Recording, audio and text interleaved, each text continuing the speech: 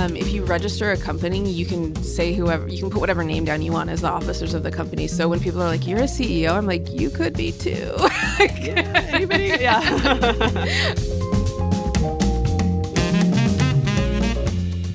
My guest, Katherine Spiers, is an LA-based journalist and culinary anthropologist who hosts the food history podcast Smart Mouth and also co-owns a podcast network called TableCakes. She is your go-to listen if you want to nerd out on the origins of onion dip and vent about how grilling and barbecuing are not the same thing.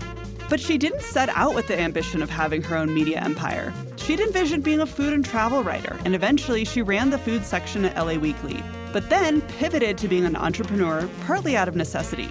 You know, because you gotta eat. And if you're Katherine, you gotta eat well. In LA, the best food city. I'm Maya Lau, and this is Other People's Pockets, the show where I ask people about their money so the questions we all have about how much other people make and how they get their finances to work can be a little bit less of a mystery.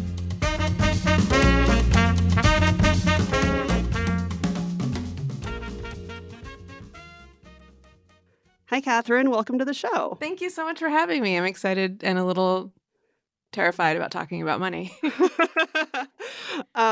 Why? Because we were raised in a world where it was a little rude to talk about money. It was rude to ask about it, but also just to offer it up. Sort of even if you don't necessarily have a lot of money like me, I sort of get the sense that it's sort of embarrassing when people talk about how they don't have a lot of money as well. But having said all that, I really believe in this. Like, we should all be more transparent about money. So I'm excited to do this, even though I'm still a little scared. I love it. Well, that's the kind of a good space to be in, to be a little scared, but also excited. Right. A lot of podcasts have this like lightning round at the end, but we're going to do it at the beginning. Okay. All right. Are you ready? Yes. Okay. What do you do? I run a podcast empire.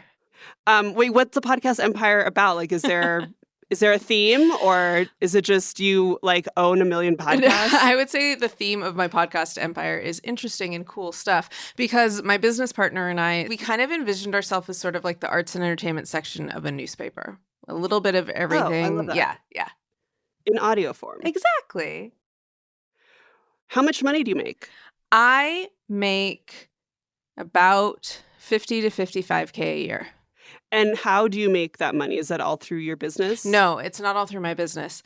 So at my business, we pay me $1,500 a month, which essentially covers my rent. I live in Los Angeles, and obviously my rent is rent controlled at that amount. But we decided to just pay me a little bit, and then I get $2,500 a month from my family, and then occasionally I pick up freelance gigs. But the rate I do that at, I'm not ever making more than $10,000 a year. What's your net worth?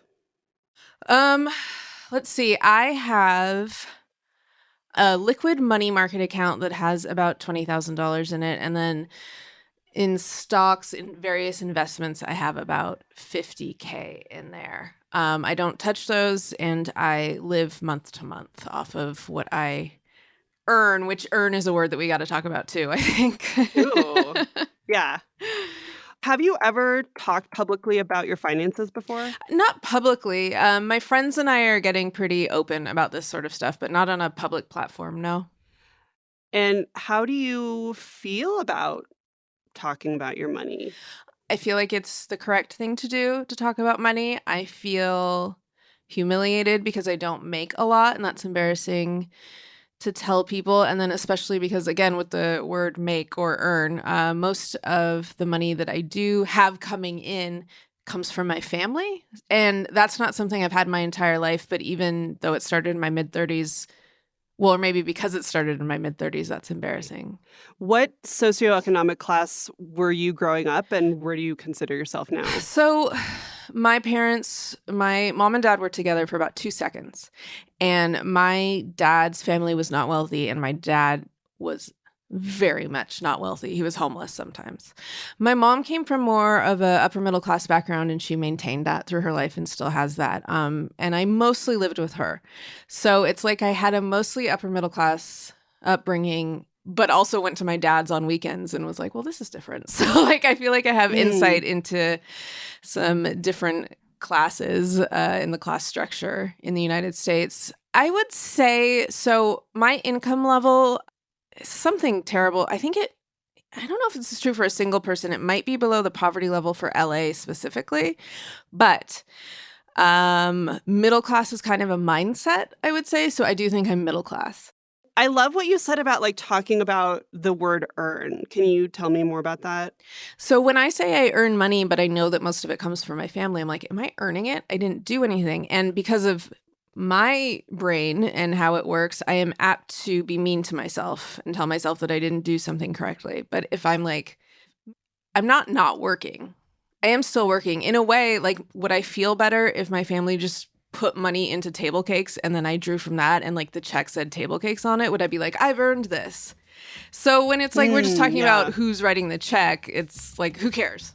I feel like you're the first person I've interviewed for this that has admitted to taking family money. Because it's like, humiliating. Which I appreciate. Which I appreciate, like, I do, like, the reality of it.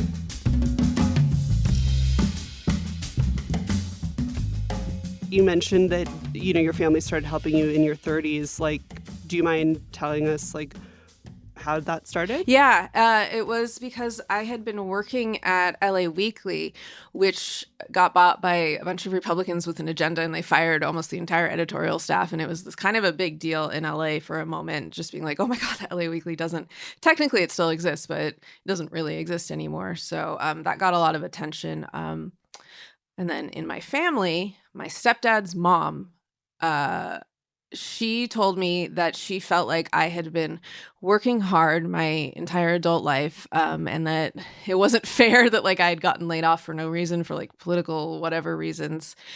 And so she started to give me money. And so in my mind, I was like, oh my God, my grandma like feels so sorry for me. This is so embarrassing. And my mom was like, you know, I actually think she's proud of you for being a career woman and trying to make it on your own. And she sees the way that the industry is changing and the way that the economy is and how like wages haven't kept up with cost of living. And she's actually proud of you and wanting to help you on this like career journey that you're trying to build. Because, you know, I don't think that my grandmother would have started giving me money if I weren't attempting to have this sort of professional career. And there's a value judgment in that, obviously. So how did you come into starting a media company? I'm just so curious, how did you come into this business? Yeah, so when I was working at LA Weekly, that was definitely the best job I've ever had in terms of like resume building and also connections. If you say you're an editor at LA Weekly, you can get anything you want, interview access, that sort of thing. But it was also my lowest paid job since my 20s. And there was also a lot about it that made me crazy. So before... How much did it pay? I believe I was making $35K. It was just hard. It was so low paid that I had to get other gigs. So I felt like I wasn't doing my best work at like this highest profile job I've ever had, blah, blah, blah. Like a lot of angst at that job. So while I was there, I was thinking about how little money I was making. And Smart Mouth, my podcast, was actually doing okay. And I was like, well, what if I attempted to do the podcast full time? And one of my friends, Drew Mackey, who I had met when we were both working at KCET, which is the PBS affiliate in Los Angeles, he had a podcast as well that he was also really enjoying doing. It's about television. So I was like, well, our podcasts don't have overlapping topics, but what if we joined forces? Maybe we could make more money together. And I approached him about it. He did not have a full-time job either at the time. And we had sort of been talking about starting this company. And then I got laid off and it's like, all right, let's do this. Yeah, gotta do it. And honestly, throughout my mind the entire time was like, God, I get paid so little at these office jobs. Is it really going to change my life that drastically to break out on my own? And I had been a freelancer in the past as well, although in more the traditional model of having like regular clients that you're writing for and stuff like that. But I think having been so poorly paid for my whole career, it actually put me in this position of feeling more confident about starting my own thing, because I was like, I am pretty broke either way. So yeah, totally. Like you have less to lose and it's like, why not? Yep, exactly.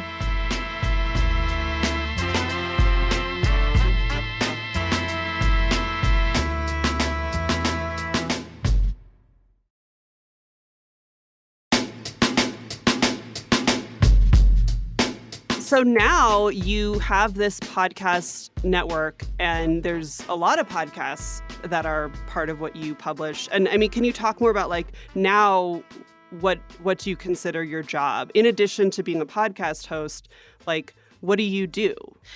Yeah, so I am the CEO of my company, which actually is kind of funny because, if you register a company, you can you can put whatever name down you want as the officers of the company. So when people are like, you're a CEO, I'm like, you could be too. Yeah, anybody? Yeah. But yeah, so it's just like a lot of honestly, the paperwork and the bookkeeping and like what a lot of people think is the boring part of running a business. That definitely takes up a lot of my time, pursuing advertising and all that kind of stuff. And then, of course, when we are actively working with other podcasters, being a producer on some level of their show, whether it's more of a like hands-off kind of role or more like directly involved. And I go back and forth, and I need to stop going back and forth and just choosing between, am I going to try and build up my products within TableCakes? Like I have Smart Mouth, the podcast and the newsletter, and then I've started a restaurant review website called How to Eat LA. And it's like, okay, should I pour everything into these things that I'm the face of in the hopes of making a bunch of money and then doing what I think might be my real dream, which is producing with other people on their products? Or should I start doing that immediately? And and that I want to do that, but it is really hard to produce other people's content. I'm sure the people who are also silently on this call are like nodding their heads, but like, oh my God, it's so annoying. Yeah. No. And then also there's the part where as a journalist, and I've always sort of considered myself like the youngest of the old school journalists because things changed so much like while I was in college and directly after. But as an old school journalist, we were explicitly taught not to know anything about the business side of the operation or the marketing, anything aside from just the content. Like the editorial, you got to know your beat and you got to know how to write about it. And that's truly all you are supposed to know as a journalist. Yeah, and it was total separation of church and state. People would even use that phrase, and like it's just not good to know or care about which ads are facing your article or whatever. Like you just have to pursue the truth. And then, of course, it's like, no, any journalist working now has to be really smart about money and business and their brand. And like, if you don't, like, you're going to get left behind. It's just, I understand and I support the reasoning behind the separation of church and state in journalism. Where it came from, it just, as with so many things in journalism, did not keep up with the times. And so I am woefully underprepared for dealing with the business side of everything. And turns out so is my business partner, because he too is an old school journalist. So that we've definitely been like struggling with because we were specifically kept away from all of that. So we're really figuring it out. What's that phrase? There's like a phrase that like, there's nothing more dangerous than a journalist with a calculator. Oh my God, I've never heard that, but yes. Like, it's like, well, yeah, in terms of the business, it's like, that's not necessarily at all what we're taught unless you're a business journalist. But even then, that doesn't mean you know how to run a business. No, not at all. Yeah. We were accidentally done a disservice. I don't think it was meant to be a disservice at the time when we were coming up. But yeah, it really left us unprepared for a lot of things.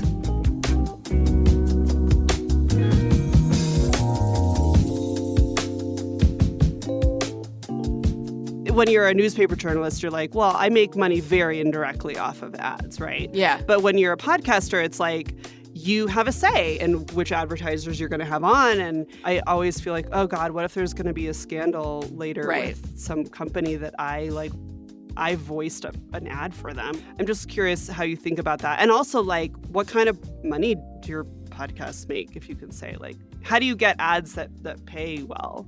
So, funnily enough, every ad I've run, they've approached me.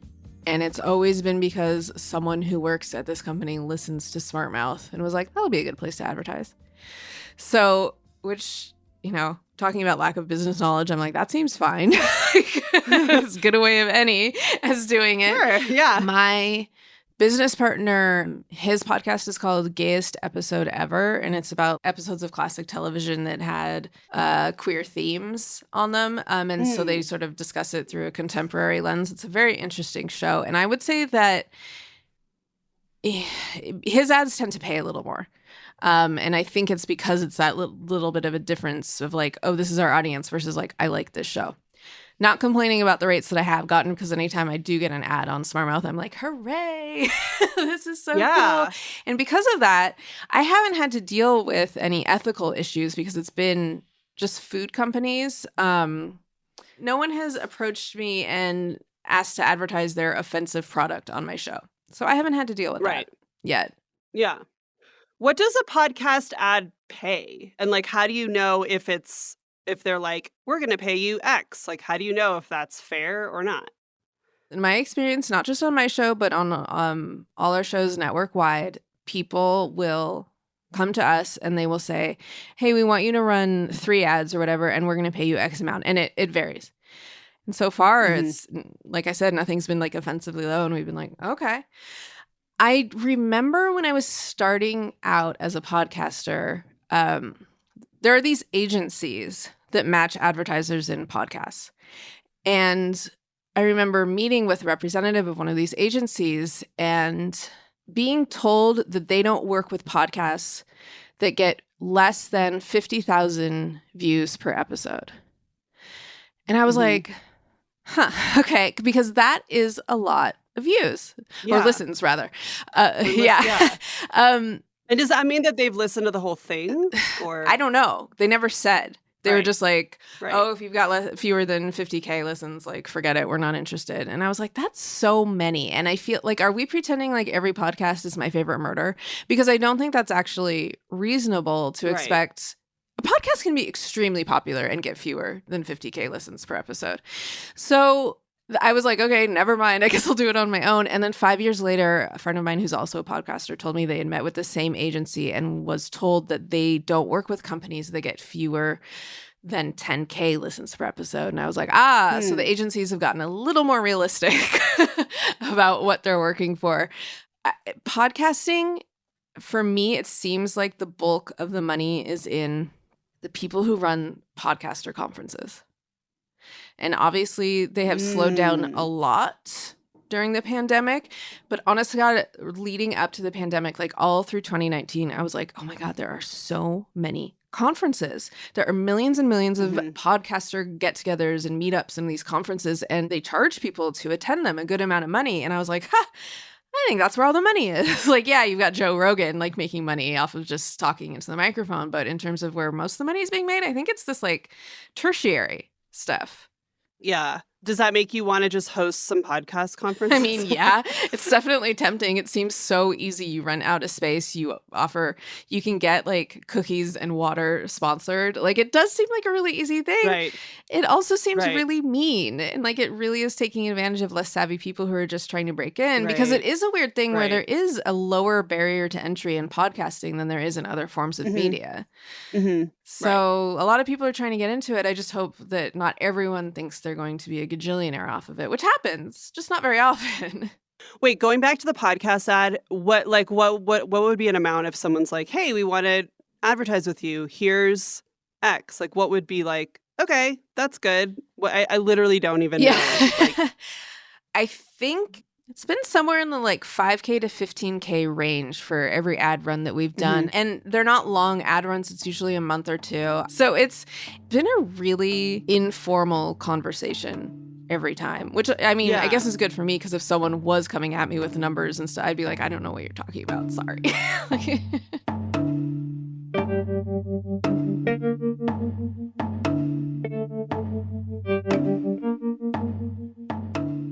Did you feel like anyone ever taught you about money? Yeah, I mean, my mom is a middle child, and she's a very classic middle child. So it's all about being capable and handling your shit. And she definitely passed that on to me. So I knew how to balance a checkbook very early on. I had my own bank account, which didn't necessarily have a lot of money in it. Although in middle school, I got cast on Bill Nye the Science Guy.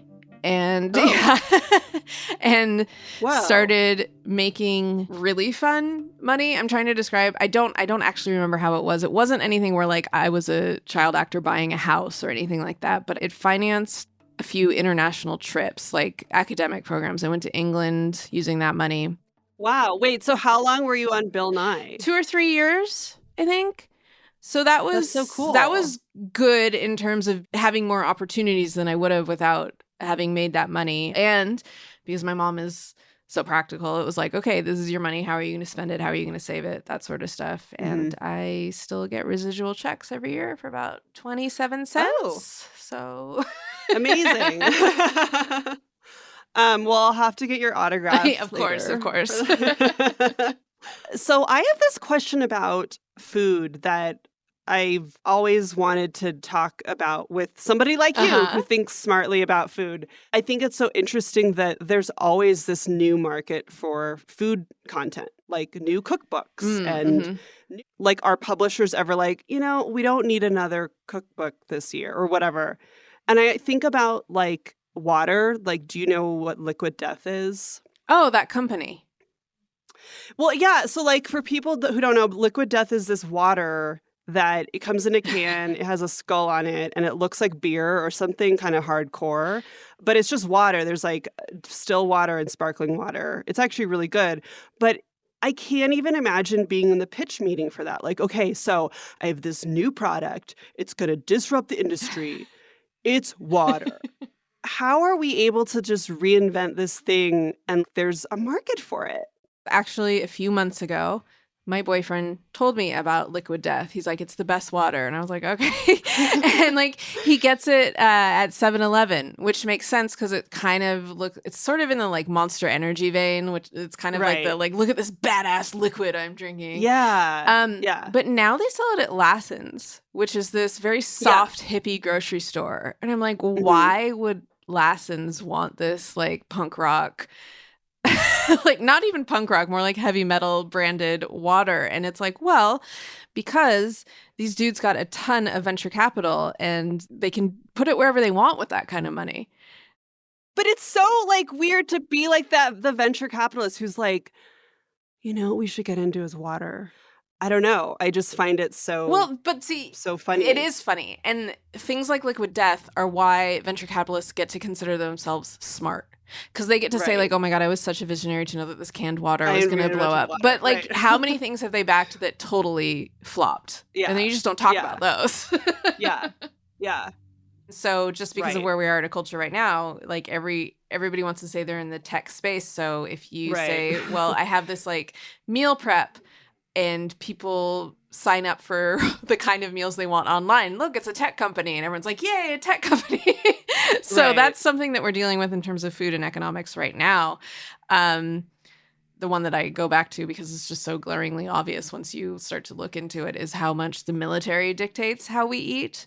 And I've said it before and I'll say it again. I know I sound like a real tinfoil hat type of person when I talk about this, but it's true that the government pays for food companies to come up with items that will last in ration packets during wars, and then those foods are invented and then a war ends and it's like, well, we still want to make money off of this. Like our government contract ended, we got to sell it to consumers. So that's been a big history. A lot of foods that came about. Those government contracts were back during World War II? Or like, are you saying those contracts are still being renewed today? And they're probably still being renewed, but a lot of things in the World War I, World War II era were invented and we still eat them to this day. Basically like optimal freezing techniques. So like the TV dinner is sort of an military industrial invention. Fortified foods, cheese powder, dehydrated coffee, just like a lot of stuff that we use as consumer products now were not invented as such. That's so interesting. Yeah, I think so.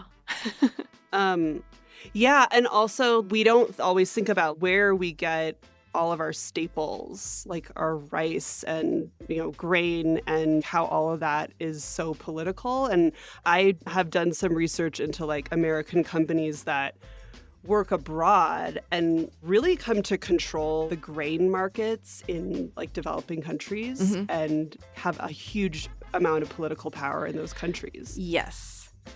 I mean, this is a truth that everyone should remember, is that famines are never caused by nature. They're man-made. Yeah. And a lot of it has to do with big corporations owning all the grain in other countries and storing them and being evil about the fact that they own all the stores of grain in a country.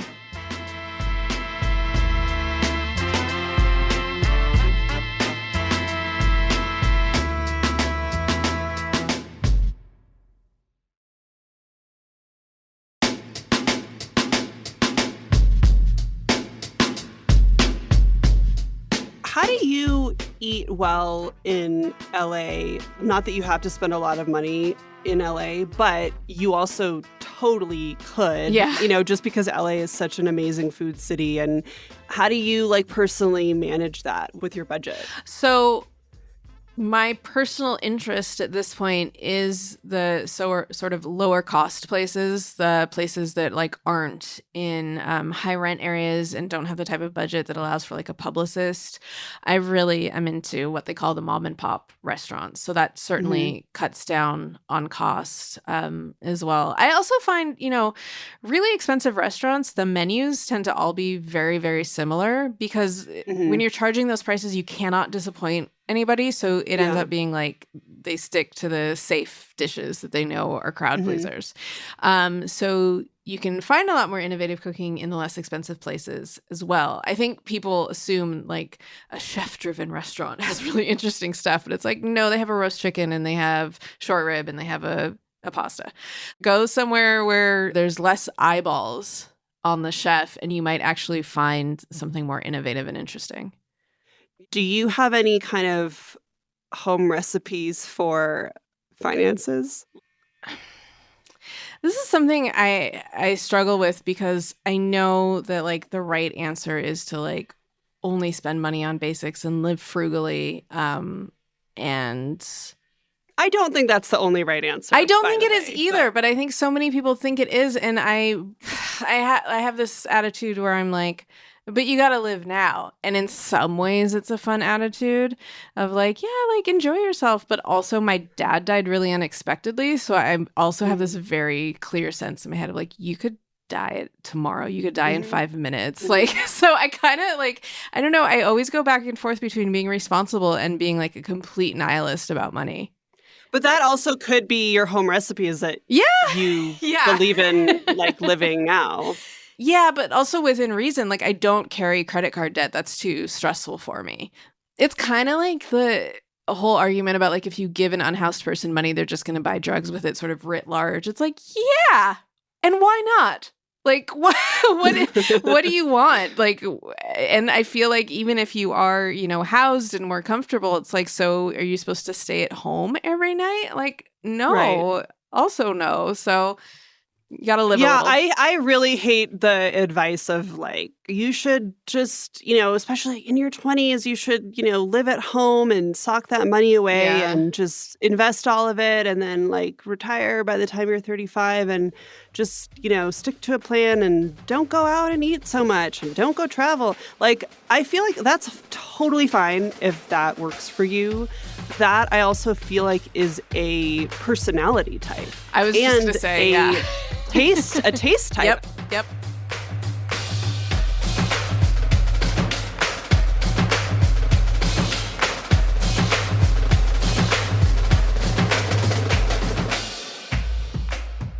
I definitely am one of those people where it's I totally have enough. I mean, I have a very, comfortable life and I'm very grateful for it. And at the same time, I want more. Yeah. So I don't know. How do you feel about the concept of enough? I don't know. It kind of depends on what I'm facing on a day-to-day basis. The thing that's weighing on my mind a lot recently is the fact that my car is 20 years old. And it's a Toyota Corolla, so maybe it could last for another 30 years. I don't think anyone's ever tried. But I think about what if I do need a new car? That would be a huge burden for me right now. Even if I got a loan with a good rate, that's I don't know if I can afford that. Yeah. So, I mean, it seems so pathetic, I'm sure, to a lot of people who are more financially settled, but I would love to even just get to a point where the thought of buying a car doesn't put me in a tailspin. Yeah. Well, I should say that I am aware of how lucky I am that I actually enjoy my work. Like, I don't think a lot of Americans can say that, so I'm very lucky to have that. But everything that I might have any amount of talent in is a crapshoot in terms of making money. Like I have like my limited little skill set to work with, and within that, there are no guarantees. So the idea of being like, all right, this is it, I'm buckling down and making money, I can't even fathom like a surefire way of doing that. Mm-hmm. Wait, can I just say something about that? Because you said like everything I'm good at is a crapshoot, and Yeah. I totally used to think that, especially about journalism. Okay. Like, there's so many people who can write, and I don't even write that well. And compared to them, it's not like, oh my God, we got to have Maya Lau write this. Like, no one's ever said that. But the skill of synthesizing information is a skill. Yes, absolutely.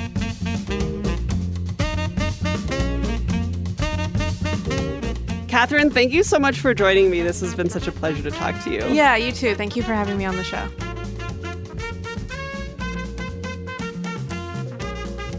Thank you for listening to Other People's Pockets. This is a new show, and if you like it so far, it would really help us out if you would leave us a review on Apple Podcasts or wherever you listen.